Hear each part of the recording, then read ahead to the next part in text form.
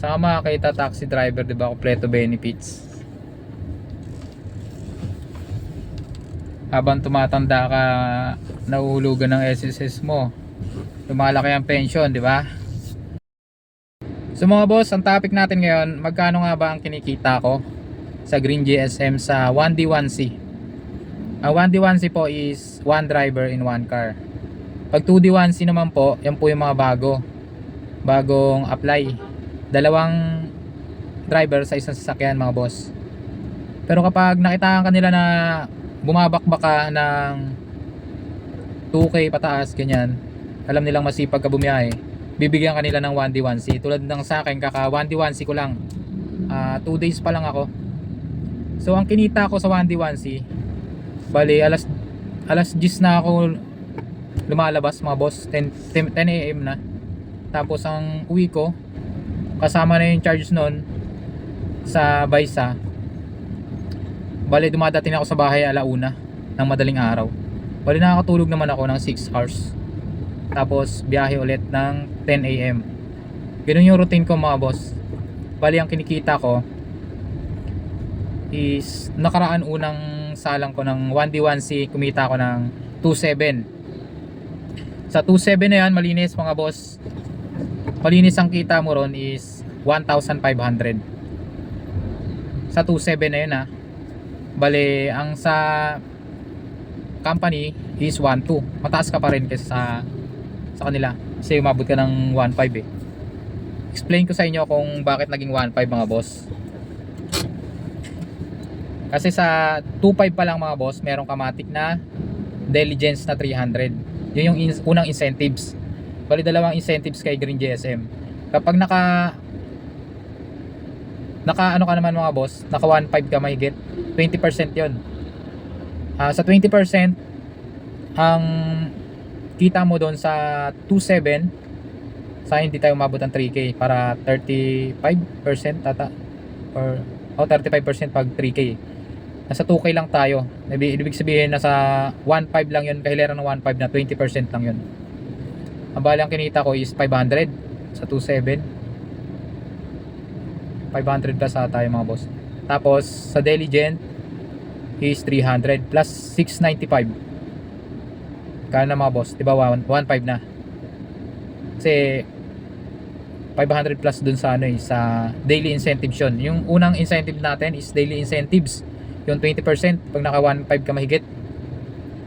At yung diligent, kailangan consistent na 6 days ka na bumabiyahe na nai-hit yung incentives na yun para makuha mo yung diligence.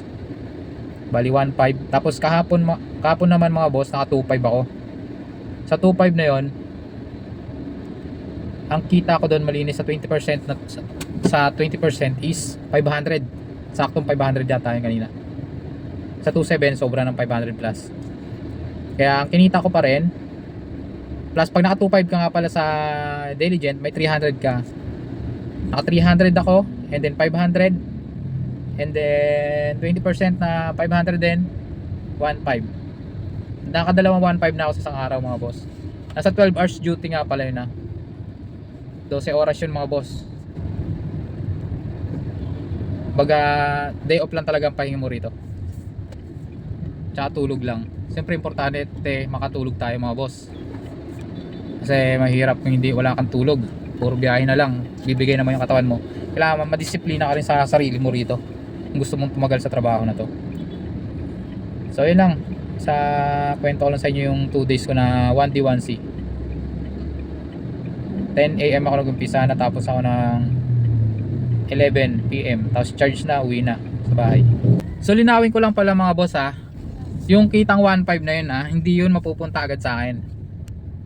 Mapupunta yon sa yung incentives tuwing Martes na kukuha namin yon. Pumapasok sa top up namin yon. Tapos yung araw naman namin 695 tuwing Quincenas katapusan yung, mga boss. Hindi yon instant na makukuha mo ngayong araw.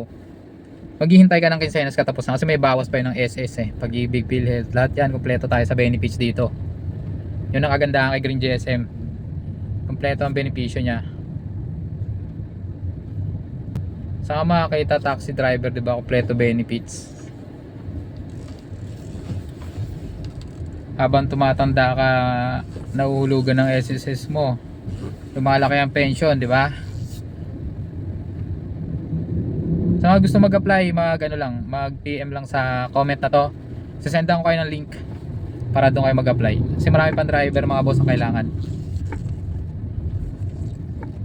Kung hindi ka naniniwala sa akin, ipapakita ko sa inyo yung video na actual sa apps ko para makita nyo talaga na nagsasabi ako na to, hindi yung sabi-sabi lang, diba mga boss? Kasi yung ibang ano dyan, hindi naniniwala eh. Ito nga pala yung tinutukoy ko mga boss na revenue commission natin. So ito ang revenue commission natin mga boss. Nung nag-start tayo ng ito, hindi pa ito, ito 1D1 sinapalak na ito. Ito kulay green lahat siya. Yan, kulay green. Bali ang kinita ko dito is 455. Tapos araw ko. Kumbaga incentives pa lang to mga paps ha. Itong revenue commission. Bali lahat. Yan, within ano yan. 4 days, ito yung kinita ko 1565. Sa revenue commission pa lang yan ha. Lahat-lahat na yan ha. Itong intelligent naman, tingnan natin kung magkano kinita ko dito. Bali 4 days yan. Pag naka 6 days yan, napasok mo, tsaka nila ibibigay. Ito, naka-honor na ako dito, 900 ako sa yan. Pag naka 25 ka, meron ka matic 300 dyan. Pag sinedsa yan, sabay-sabay yan, tuwing Martes lahat yan. Pati itong 29 300 din, na-hit din natin. Kulay green lahat yan. Plus etong 30, na-hit ko rin 300 din. Bali 900 na, plus 1.5. Kana 2.4 na mga boss. Tama ba? 1.5 plus 900, 2.4. Ilang days pa lang na incentives ko yan. Bali nag-start tayo 28, 29, 30. 3 days incentives, 2.4. Pwede na mga paps. Diba? Plus hindi pa sama yung araw ko dyan ha. Incentives lang yan tuwing Martes. So yun, nagdagkalaman lang sa mga ano dyan, hindi kontento sa incentives na nagpo-post dyan. Hindi po totoo yung ano. May siguro may ibang kulang pero kaya naman solusyonan yan pag tinawag na sa CS.